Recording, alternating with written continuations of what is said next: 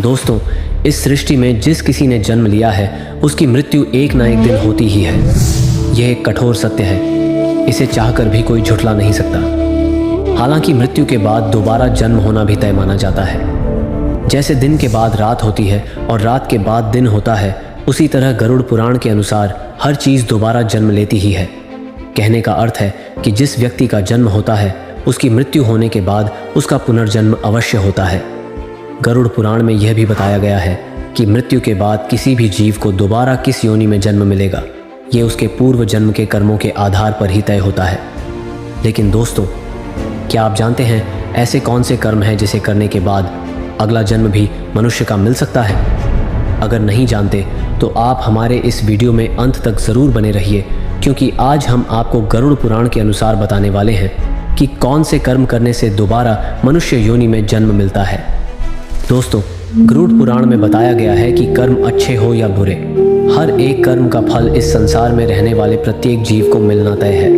मनुष्य का अधिकार केवल कर्म करना है, फल देने का अधिकार परमात्मा के ही हाथ में है। दोस्तों, इसके अलावा गरुड़ पुराण में यह भी बताया गया है कि मनुष्य अगले जन्म में किस योनि में जन्म लेगा। यह मनुष्य द्वारा किए गए कर्मों के हिसाब से ही तय होता है। आइए अब इसी बात को जान लेते हैं। दोस्तों, सर्वप्रथम हम आपको यह बता दें कि इस जन्म में मनुष्य योनि मिली है तो आपका अगला जन्म भी मनुष्य योनि में ही होगा, यह तय नहीं है। गरुड़ पुराण के अनुसार जो अपने जीवन में अच्छे कर्म करते हैं, सिर्फ उन्हें ही मनुष्य जीवन की प्राप्ति होती है। यही नहीं, कुछ मनुष्य ऐसे भी होते हैं जो अपने कर्मों के कारण 84 लाख योनियों में भटकते रहते हैं और फिर अंत में उनका जन्म एक मनुष्य की योनि में होता है। दोस्तों, कर्म 3 प्रकार के होते हैं। 1 संचित कर्म, 2 प्रारब्ध कर्म, 3 क्रियमाण कर्म। संचित कर्म हमारे पूर्व जन्मों में किए गए कर्मों का जो ढेर है वह संचित कर्म है।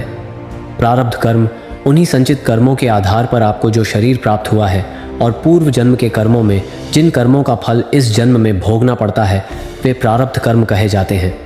क्रियमाण कर्म किसी भी व्यक्ति द्वारा वर्तमान जीवन में किया जा रहा कर्म ही क्रियमाण कर्म कहलाता है। आपके असंख्य कर्मों में से कुछ विशेष कर्मों के आधार पर आपको यह मानव शरीर प्राप्त हुआ है। शेष कर्म आपके संचित कर्म और संस्कार के रूप में संग्रहित रहते हैं। प्रत्येक जीव के संचित और प्रारब्ध कर्मों के अनुसार ही उसका अगला जन्म निर्धारित होता है। यह अगला जन्म 84 लाख योनियों में से किसी भी योनि में हो सकता है। इसलिए कहा जाता है कि इसी जन्म में ईश्वर के चरणों में पहुंचने का प्रयास करना चाहिए और किसी को अपनी तरफ से कोई कष्ट नहीं देना चाहिए। व्यक्ति इस संसार में अकेला आता है और अकेला ही जाता है। अंतिम समय में उसके अच्छे बुरे कर्म, पुण्य और पाप ही उसके अगले जन्म का निर्धारण करते हैं। महर्षि वाल्मीकि जी आदिकाव्य रामायण में कहते हैं कि माता पिता, गुरु, आचार्य और ज्ञानी पंडितों का कभी भी अपमान नहीं करना चाहिए और न ही उनके प्रति अपवित्र या अनुचित विचार मन में लाने चाहिए।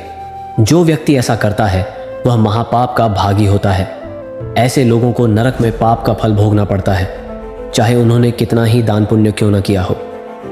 यह पाप इतना बड़ा होता है कि कोई भी पुण्य इसे मिटा नहीं सकता। दोस्तों, जो व्यक्ति सदैव दूसरों के हित में सोचता है, उनकी निस्वार्थ सहायता करता है, पशु पक्षियों एवं अन्य जीवों पर दया करता है, ज़रूरतमंदों की मदद करता है और अपने संचित धन का उपयोग धार्मिक व परोपकारी कार्यों में करता है, ऐसे मनुष्य का अगला जन्म निश्चित रूप से मानव योनि में ही होता है। दोस्तों, इसके अतिरिक्त गरुड़ पुराण में यह भी कहा गया है कि जो मनुष्य मृत्यु के अंतिम समय में जिस वस्तु, भावना या विचार के बारे में सोचते हुए अपने प्राण त्यागता है, उसकी अगली जन्म यात्रा उसी के अनुसार निर्धारित होती है।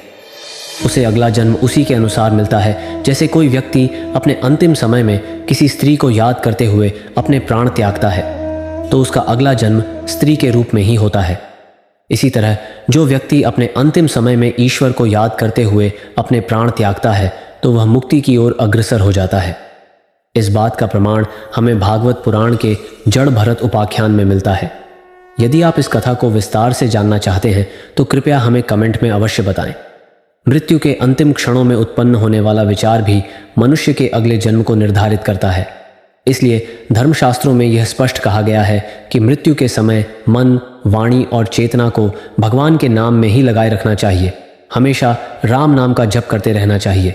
मित्रों, हम अंत में यही कहेंगे कि हर एक व्यक्ति को अपने जीवन में पुण्य कर्म करने चाहिए और हमेशा निस्वार्थ भाव से धर्म की राह पर चलना चाहिए। आपको हमारी जानकारी कैसी लगी, हमें कमेंट करके अवश्य बताएं। दोस्तों, अगर आप ऐसी ही आध्यात्मिक जानकारी चाहते हैं तो हमारे चैनल को सब्सक्राइब कर लें और वीडियो को लाइक करना ना भूलें। धन्यवाद।